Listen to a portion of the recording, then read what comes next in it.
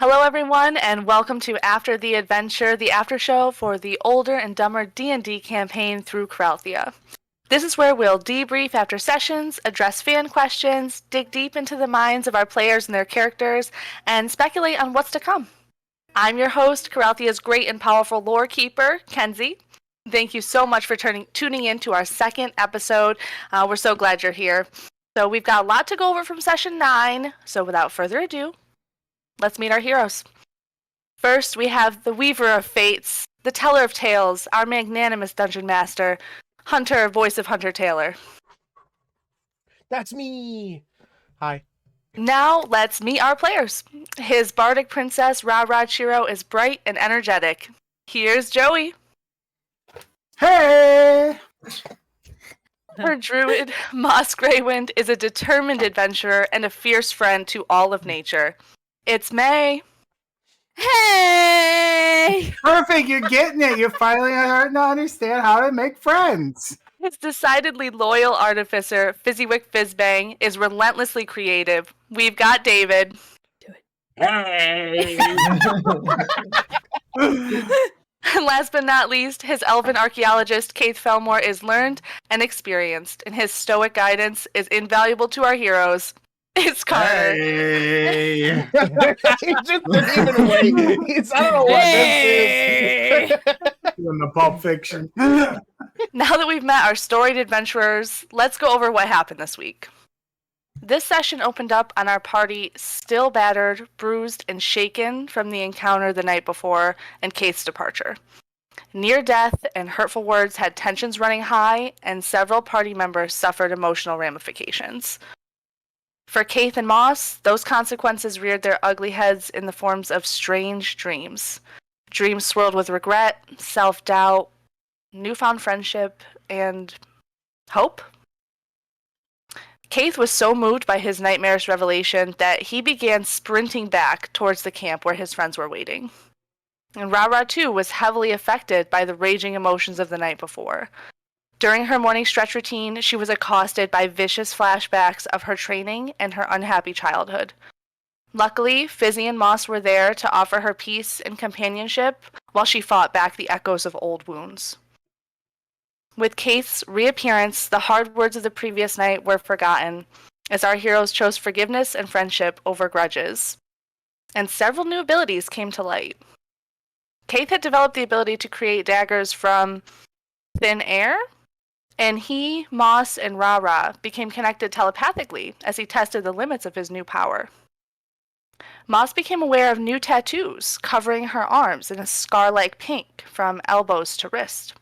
Wolves, bears, and birds danced across her skin, and shortly after, she realized she had the ability to speak to animals. After a short but slow conversation with Lil Muley, whose name has apparently stuck, she celebrated with her friends, and they set off for Tapas. When they arrived in Tapas, they were met by Tempest Festival preparations in full swing. The Grand Plaza was packed with performers, lanterns shimmered in the evening light, and the decorations were awe-inspiring.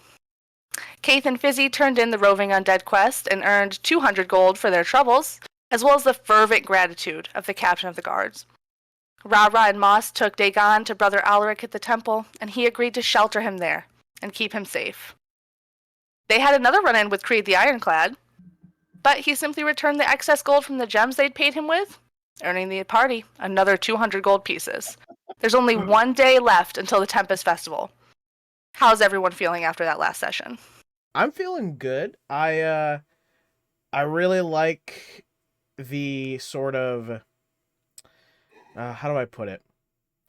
The party has, it's like they got through their first real fight, you know, their real, like the real couple fight, their first one kind of thing. But they were very easily able to the next day come back together and be friends again. So that was pretty awesome.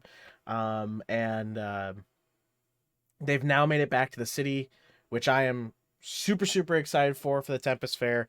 I think it's going to be a lot of fun. And I also might be feeling like maybe I gave them too much gold. I'm not sure, but that's how I'm feeling after last session. Watch your mouth. It's gone.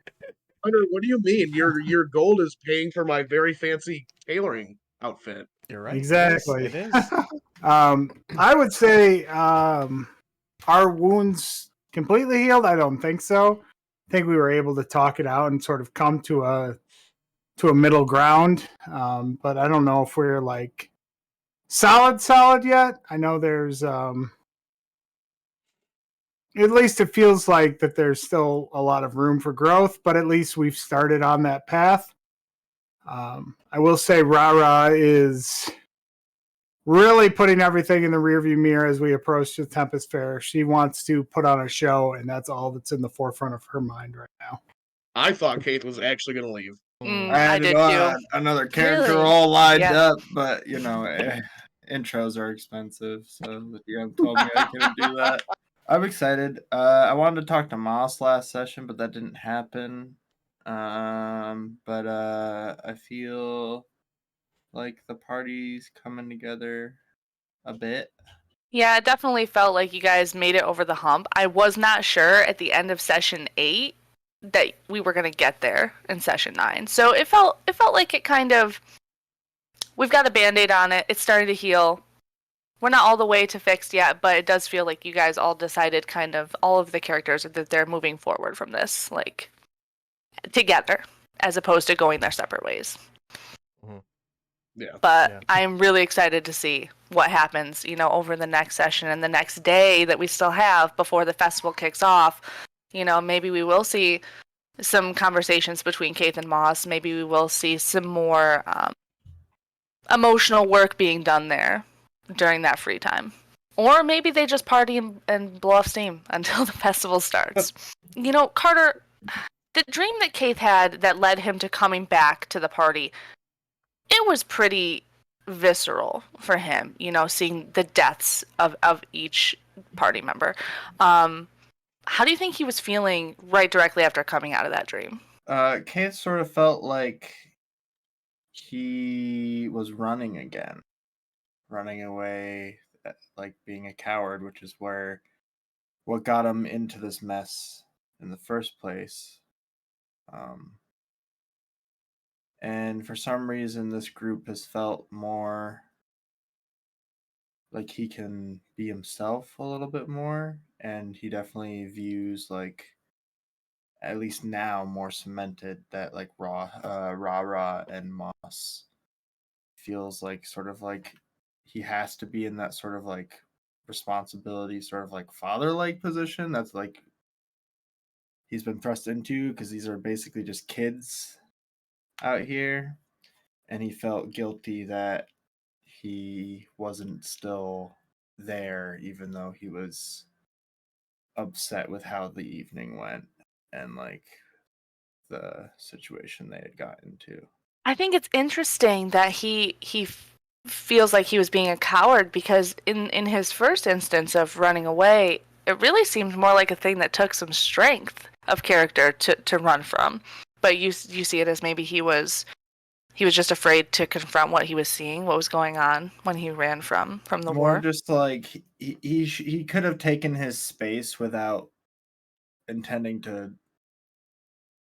Oh, you mean like from my character as part in the war? Yeah, Yeah. like when he first ran. Right. Yeah, there's things in my backstory that like make him more of a coward in an aspect, like not to get too deep into like specifics that might come out here soon, but there was like a choice that Kayth made in part of running where he could have done something, but he was too afraid to do so. Ooh. And instead just decided to run. Just a little future tidbit. All right, I'm going to stop pursuing that line of questioning. Yeah, this just sort of reminded him that this dream sort of the meaning he ascertained is he's been searching for a way to do good and for some kind of path to do that, some kind of ley line of destiny or something drawing him towards something, and this is the first thing that has felt like the start of something, and he shouldn't just abandon it when things get difficult. Well, I mean, we're definitely glad to see him back with the party. but I mean, Kayth wasn't the only one who had a crazy dream after all that. Moss didn't seem to place any importance on her dream. She didn't seem to connect it with her new tattoos, with her new ability. Do you think the dreams are unrelated to the new abilities? Does Moss have any theories about where this ability has come from? So May knows that obviously they're connected, but Moss is just such a fucking goof and like so aloof that she has no fucking idea. She saw Kayth do something and she tried it and things happened. Like that, and from her perspective, that was it. But I'm excited for us because we're all finding our characters pretty nicely. I didn't think Carter was gonna come back, to be honest. I like really didn't. No, I was also, when he left, I was like, that's it, he's gone. Especially after talking to Fizzi, when he was like, I keep heading towards the office. I was like, oh my god, he's not meeting up with them in the morning. They're gonna get stood up. I kind of love the idea that those tattoos had probably been there from the minute she woke up, and she didn't take any notice of them. And then she was just like squeezed, and then she was like, oh, all these tattoos. Yeah. I love that. It's hilarious to watch. And Kayth was trying so hard. He was like, you didn't have any weird dreams? Or like, did you have a weird dream? A very specific dream? And she was like, I always dream. Yeah. And it laughed so hard. She's like, I was like, oh no, Moss isn't getting it. She's not connecting these at all. Yeah. All I right, also well, looked over at Hunter and I saw his face. He was very disappointed. we saw a lot of time spent by Fizzi this session designing the new big buddy for the team. David, do you think this design is kind of the first manifestation we're seeing here of like Fizzi's commitment to protect his friends? Yeah. I have like 48 more hours of pick to make him from the two designs, and I'm not sure which one, because he's either going to be, start off pretty simple and then get bigger and more intricate as I level up, or he's going to start as a big old hulking shield and slowly just evolve that way. But either way, yeah, this is definitely his first commitment to making sure that his friends stay safe. Is there any insight you can give us about what this might be, in the sense of, like, is it more like a golem or is it like a robot? Is it something in between? Like, It's a little bit of everything. It's a a little little bit bit of of gears, a little bit of arcane, and a whole lot of will. Another thing that Fizzi's thinking is, so Fizzi's the youngest from his three other brothers, so he's always had people looking out for him. And this big fight kind of jolted him to like, hey, I need to figure out a way to look after them.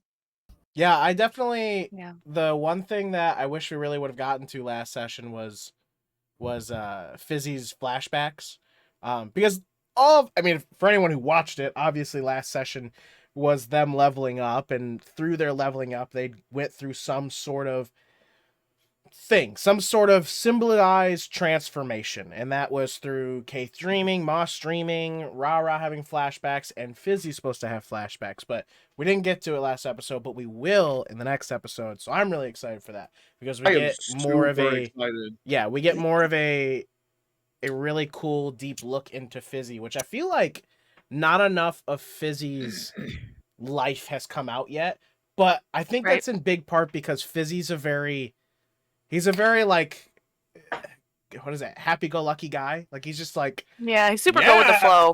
Drinks? Yeah. I love drinks. The woods? Let's go! Like, I got no... You know what would make this better? Explosions. Exactly. Like, Fizzi's just sort of like, go, go, go. But, like, he does have that thing in him where he yearns for something, but it's not... It hasn't really come out, like he's always lived in like the shadow of his family, and like we don't really know a lot of that yet, and so it's exciting that next session we'll get a little Fizzi, Joey, when you guys all arrived back in Tapas, the hot blonde bard was performing in the plaza. How do you think this new, slightly humbled RaRa is going to engage with this guy that she once described as her arch enemy? Well, on Akil II, she's going to destroy him. It's over for Hot Bard. Mhm. No competition. This is the moment. The Tempest Fair is her first chance to really put on a performance. I've been talking to Hunter behind the scenes. I'm like, I need this, I need this, I need this. Is this possible? Is this possible? Been going through all these things. This guy's getting crushed. I know what managers of pop stars feel like now. All right, Hunter, you're gonna need to make sure that there is a room temp water there when I get there. And is there this? And do they have this? And I need to make sure I have that. Oh, and I don't only forget eat green M&Ms. Yeah, Only green. Pick out all the greens. That's the only one. only purple Only fruits. left Twix, not right Twix. Yes. But yeah, Are we going to see a dance battle? Well, you're gonna see a performance. I I don't know. I don't know if Hot Lombard can dance. So DM, Dungeon Master, you are in the hot seat because I have some questions about some things that happened at the end of last session. Things that could have been. Okay. The party seemed pretty confident in taking Dagon to Brother Ulrich and that was the right course of action. In the end, they proved to be right because he offered to shelter him and protect his secret.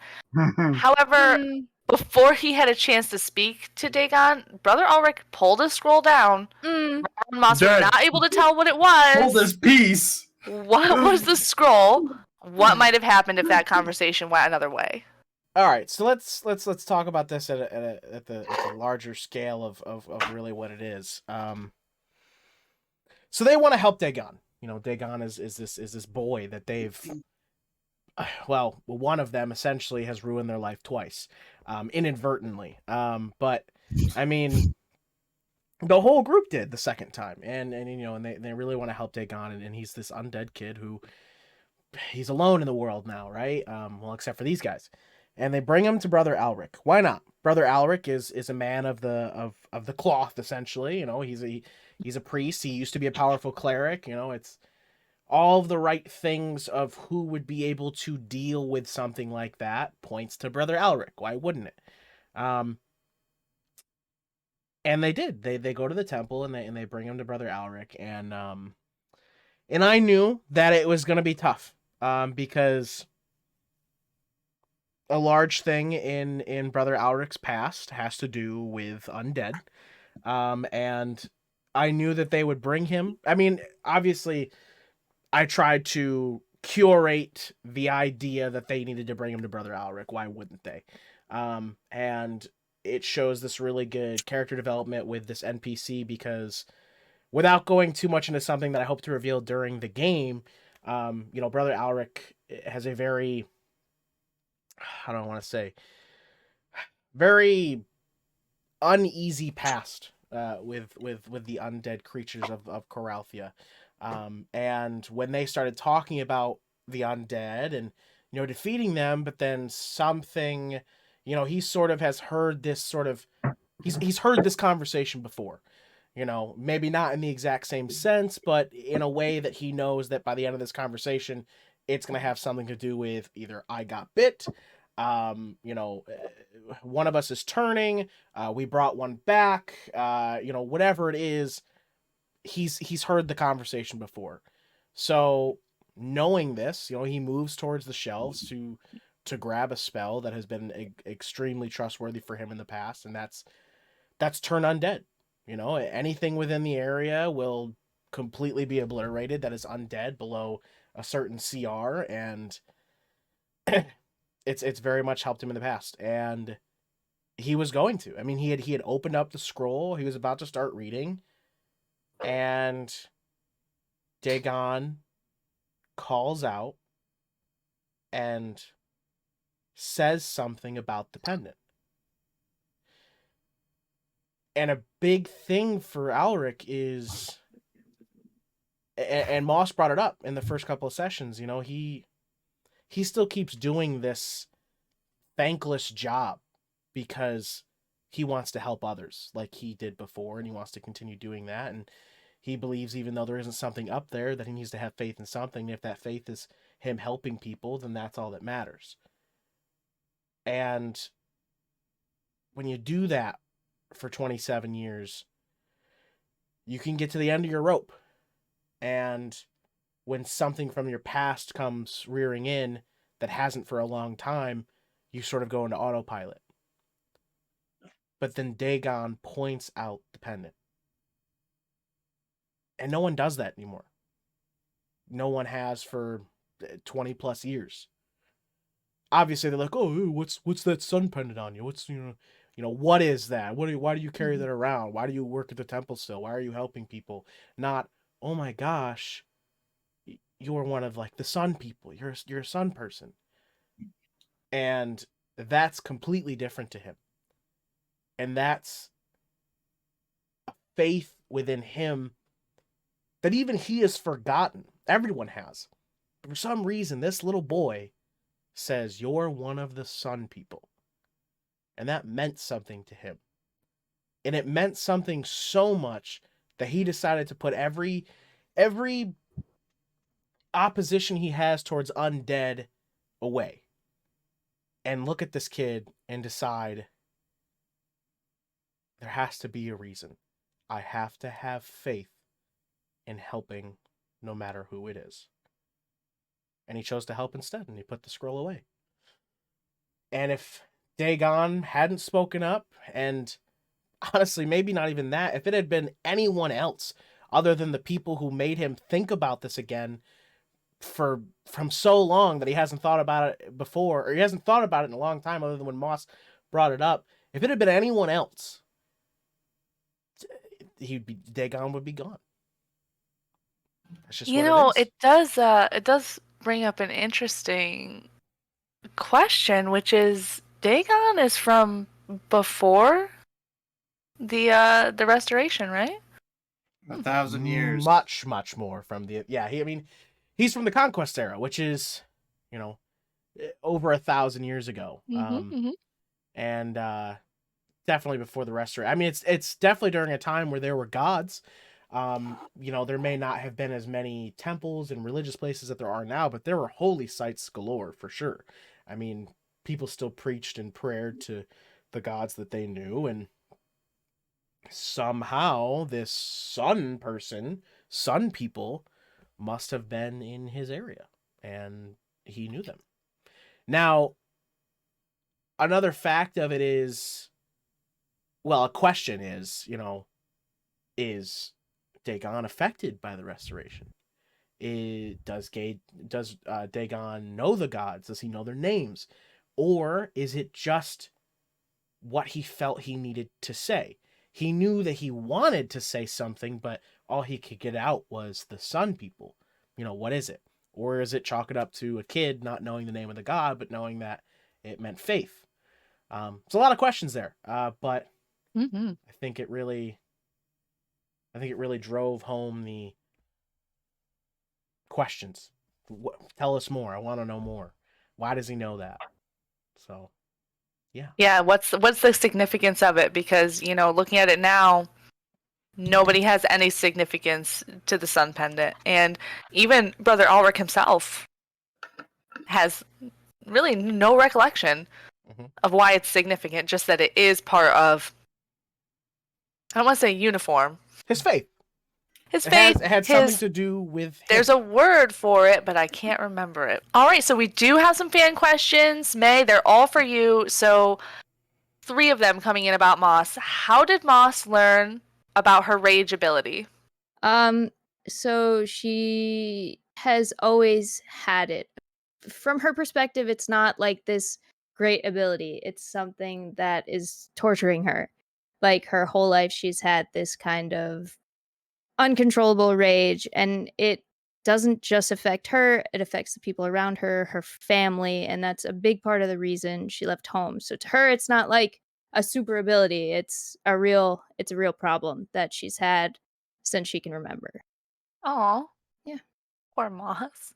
Fans also want to know, what were Moss's parents' professions? I think I can talk about these. Right? Doesn't matter. That's up to you.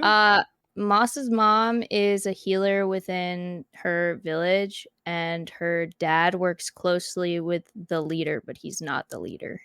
And then you kind of already answered this, and the first one is, why did Moss choose to leave her home? Yeah. I definitely can't go into that one yet. But Close. but it definitely has a lot to do with her rage. Well, that's it for fan questions. But please submit your predictions, your theories, more questions to us because we love answering these. I would love to hear people's theories. Like, just the theories get Yeah, read off that and then could be be like, cool. oh. So there was a couple of things that seemed to be very inside jokes that only you guys understood. So I want to go into a few of those. Okay. So Carter almost called RaRa, Carter as Kayth, almost called RaRa a different name. Oh, I almost called her Riri because that's a person. Because that's a person that we play games with, and he's a fan and a viewer of the podcast. But, yeah, Not even a character, a real person. All of our Real faces person. were like. He's just a viewer, and his username is Riri. The name is close, and I was like, Whoops. Honestly, Joey, what was the character name from the last campaign? Didn't it also start with an R? Race. Yeah. That's what I thought you had said. David has what you were almost starting said to say. race a couple of times as well. Yup. I was like, whoa, we're going back in time. Oh, and actually, Carter, this one was you too. What exactly is a kangaroo court? It's like, you never heard the phrase kangaroo court? I haven't. All I know is that Hunter was like, it's an athletics check. And you were like, sleight of hand? And he went, athletics. And then he It's went, like- the kangaroo court. I don't know what that means. I'm sending it to you. Right It's it means. Oh my goodness! What does it mean, Carter? It's an unfair hearing. It's like doing something like that's you can do within the law. It's a law thing. Any proceeding that attempts to imitate a fair trial with hearing without the usual due process.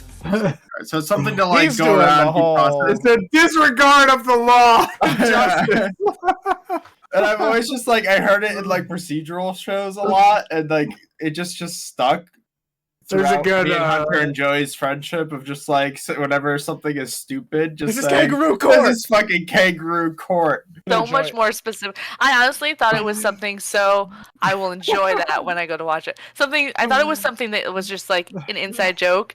The fact that it has a real meaning, helpful. Now we know every time you say it. You're just like getting overruled for nothing. Just making that up.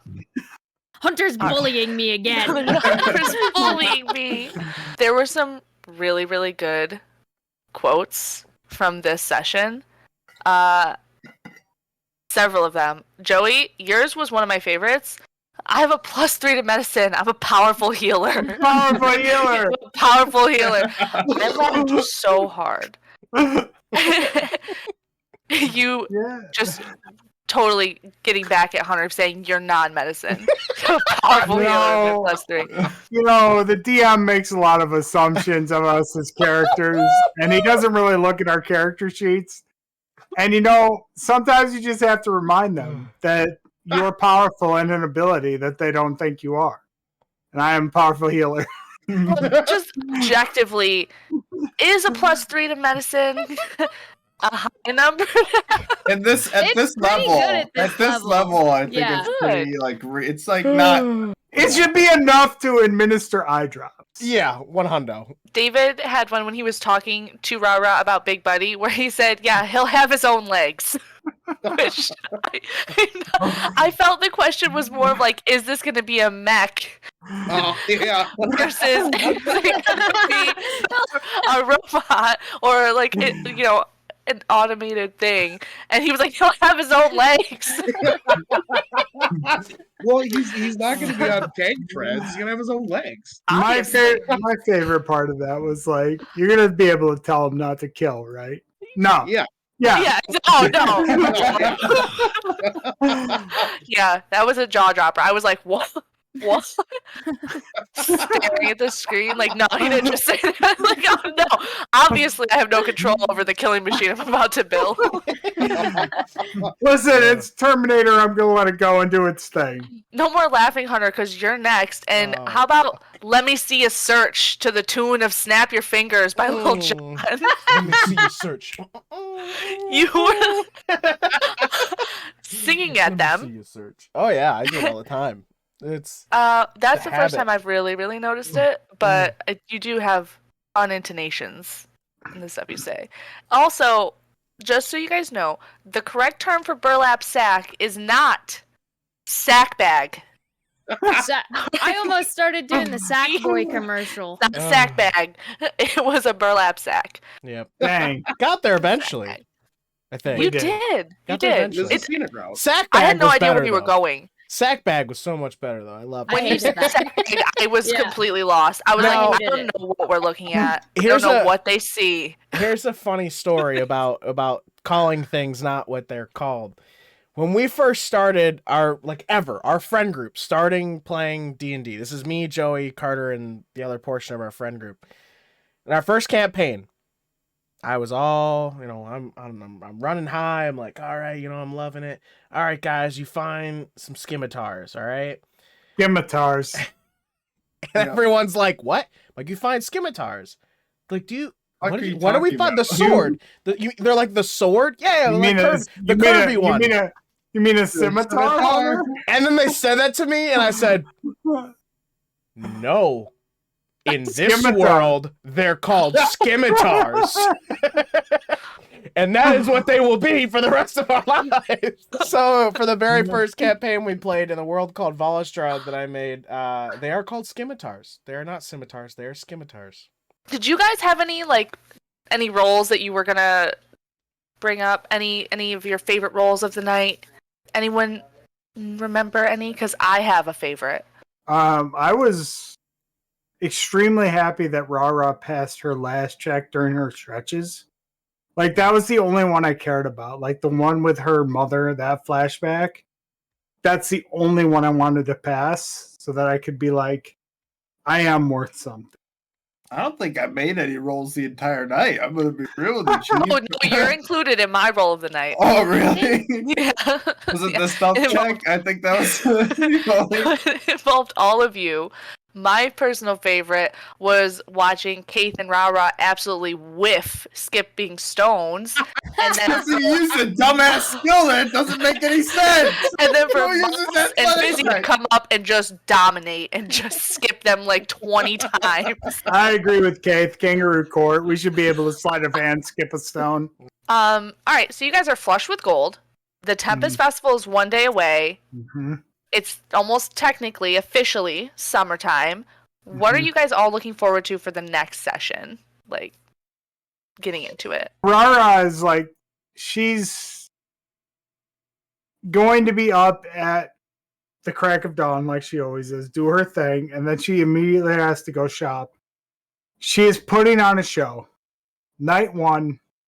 Night 2's the naval thing, right? So she doesn't want to be overshadowed. So night 1, she's going to put on a show that Tapas has never seen before.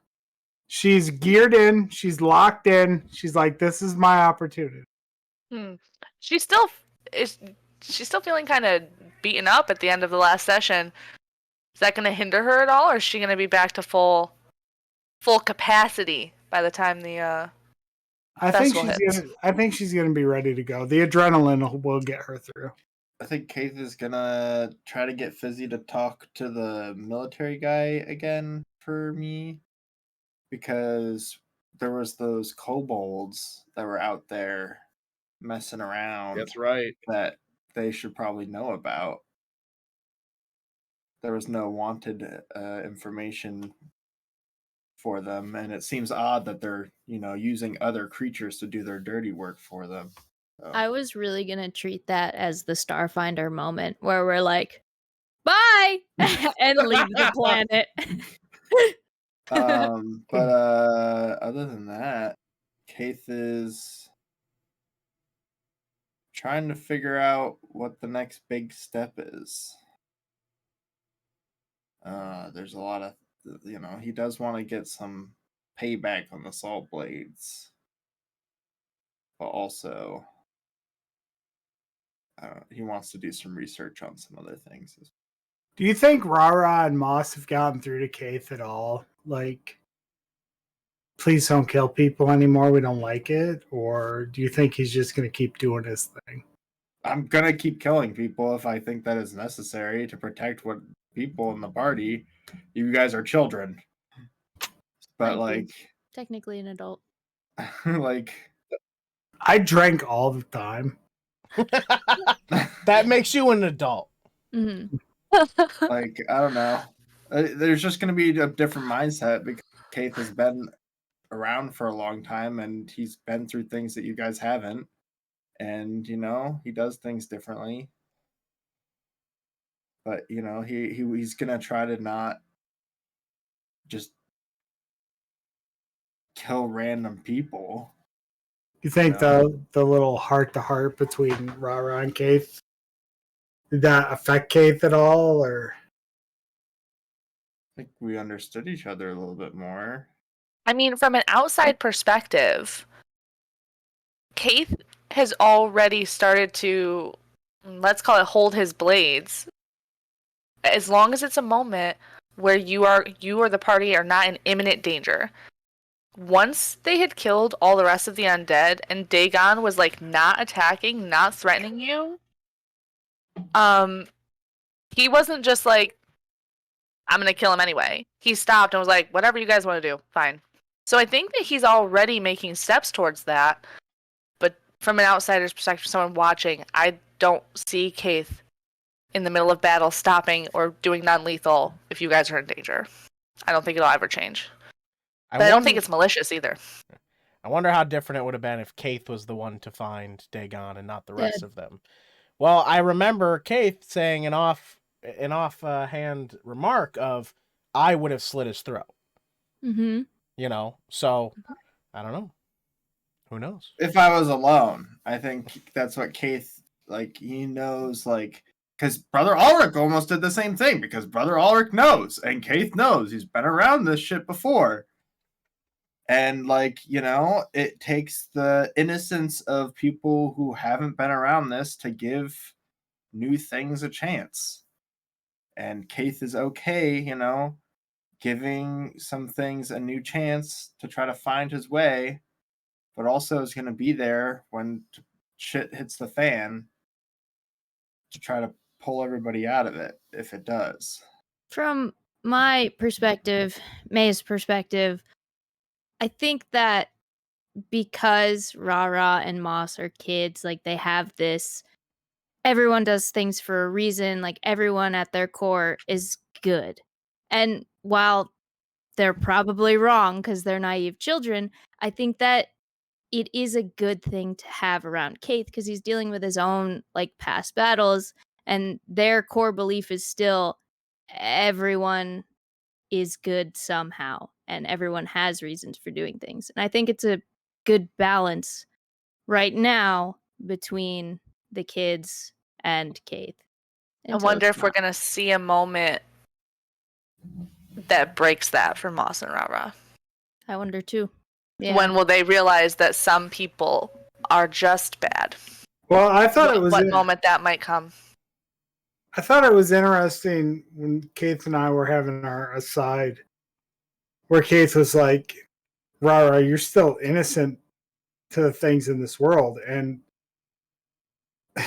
RaRa sort of just laughs in response because of what she's been through growing up.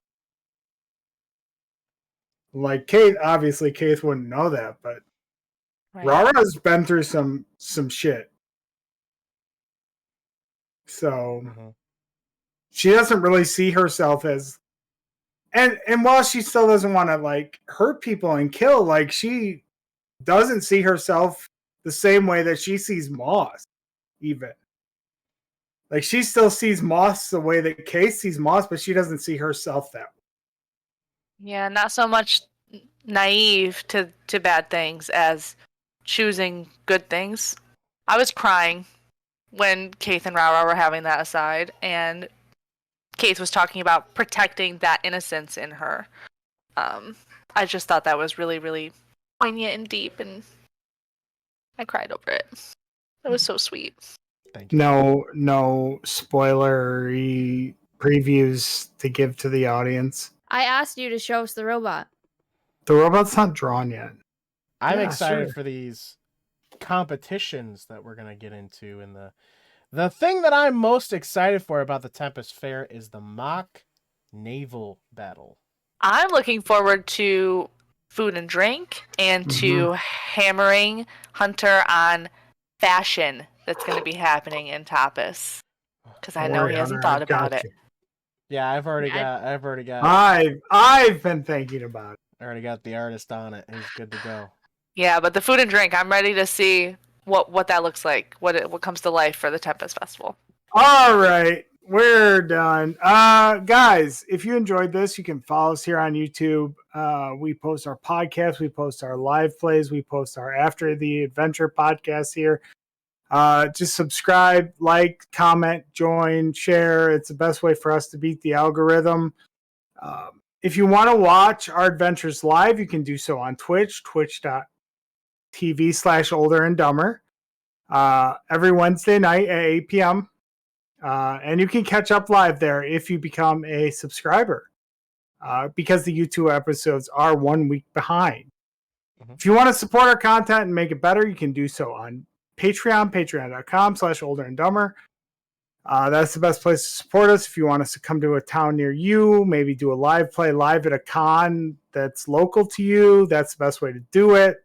Just $5 a month. That's less than a cup of coffee at your local coffee shop. We appreciate it, and every penny goes back into the content that we make. Finally, you can follow us on all our socials. Just search Older and Dumber all over the internet. Most importantly, join our Discord. That's the best place to share your fan theories, ask your questions, share your fan art. Discord, Older and Dumber. The link is in the description of this video. And I think, so this will be the last one, and then we're going to do 4 episodes, I think, 3 or 4 episodes for the Tempest Fair. And the next episode of After the Adventure will follow up after that. Unless something crazy happens, someone dies, or some big fucking reveal happens. All right. Thank you again for joining us for After the Adventure. Be sure to go submit your theories, your questions, your predictions for next week's episode. That's it. We'll see you next week. Bye. Prepare to get Fizzbang.